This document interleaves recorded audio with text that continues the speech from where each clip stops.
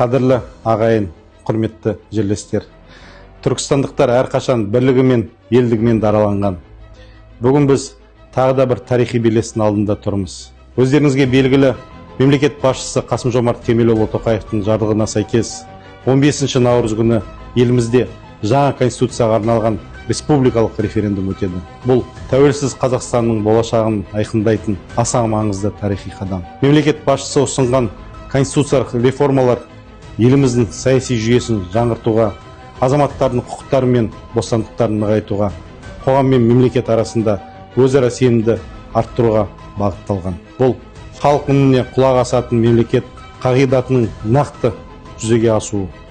Жаңа конституциялық модель арқылы біз әділетті Қазақстанды құрудың берік негізін қалаймыз. Бұл құжаттың басты ерекшеліктеріне тоқталсам, біріншіден, адам құндылығы бәрінен жоғары қойылады. Бұдан былай мемлекет адам үшін жұмыс істейді. Әр азаматтың құқығы мен қадір қасиеті бәрінен биік тұрады. Екіншіден, әлеуметтік жауапкершілік күшейеді.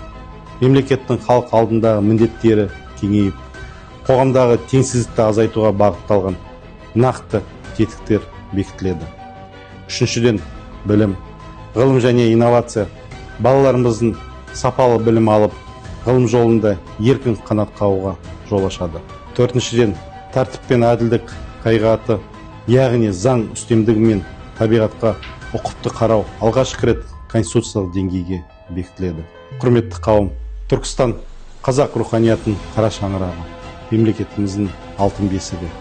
Кезінде Тәуке хан атақты жеті жарғыны дәл осы киелі мекенде қабылдап, ел ішінде әділдікті орнатқан еді.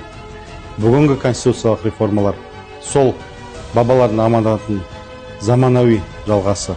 Қазір Түркістан облысы көз алдымызда түрленіп келеді. Жаңа жолдар салынып, кәсіпорындар ашылуда.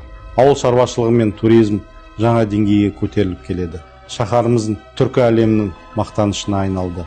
Осы оң өзгерістердің бәрі біздің бірлігіміз бен тұрақтылығымыздың жемісі. Құрметті жерлестер, әділетті конституция мықты мемлекеттің кепілі.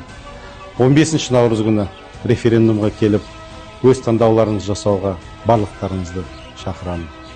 Бұл сіздің, балаларыңыз бен немерелеріңіздің жарқын болашағы үшін жасалған маңызды қадам.